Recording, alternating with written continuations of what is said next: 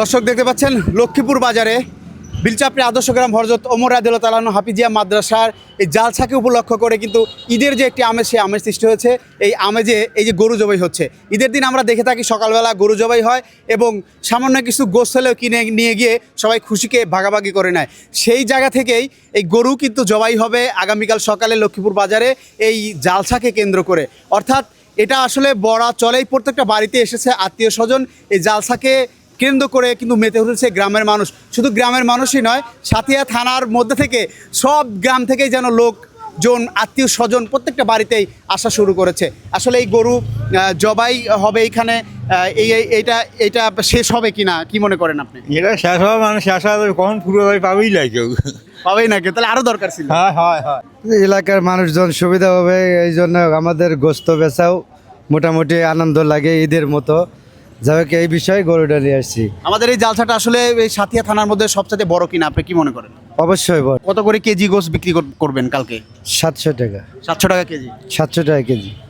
তো দর্শক চলে আসবেন আমাদের জালসায়, সবাই আমন্ত্রিত। আমার বন্ধুরা, আত্মীয় স্বজন যারা আছে, অলরেডি আমার বাড়িতে আত্মীয় স্বজন চলে আসে, তো সবার দাওয়াত রইল এবং এই আনন্দকে ভাগাভাগি করে আমরা কোরআনের তাফসীর শুনবো এবং এখান থেকে জ্ঞান অর্জন করার চেষ্টা করব। আসসালামু আলাইকুম।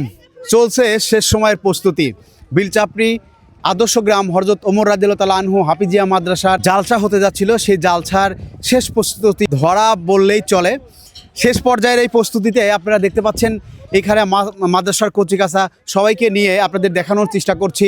এখানে আগামীকালকে ইনশাল্লাহ যদি কোনো সমস্যা না হয় তাহলে প্রধান বক্তা হিসেবে এখানে বক্তৃতা করবেন আমির হামজা, সুদূর কুষ্টিয়া থেকে আগত।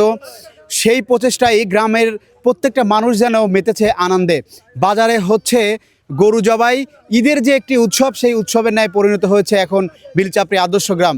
এই গ্রামের মানুষ বলছেন সাথিয়া থানার মধ্যে সবচাইতে বড় একটি যে জালসা, সেই জালসা কিন্তু আসলে হতে যাচ্ছে এই বিলচাপড়ি আদর্শ গ্রামে। শুধুমাত্র সাথিয়া থেকে নয়, অন্য অন্য জেলা থেকেও কিন্তু মানুষ আসবে এইখানে ওয়াজ শুনতে। এবং সাথিয়া থানার মধ্যে ধুলাউড়ি ইউনিয়নে এই প্রথম এই আমির হামজার আগমন হচ্ছে। সেই সুবাদে এইখানে ওয়াজ নসিহত ফরমাইবেন এবং সর্বদিক থেকে সাধারণ মানুষ বলছে এই জালসাকে কেন্দ্র করে ঈদের মতো যে একটি আয়োজন, সেই আয়োজন কিন্তু হচ্ছে। আমি যদি আপনাদেরকে একটু দেখানোর চেষ্টা করি, আমার পিছনে যে প্যান্ডেলটি রয়েছে, আসলে জায়গা সংক্ষিপ্ত থাকার কারণে এই প্যান্ডেলটি করা হচ্ছে একটি মাঠের ভিতরে।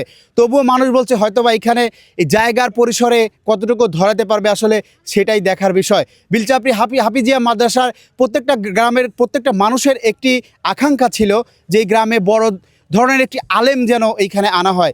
সেই জায়গা থেকে আপনারা জানেন যে আমির হামজা তিনি নির্বাচন প্রচারণার মধ্যেও আমাদেরকে আসলে একটু সময় দিয়েছেন।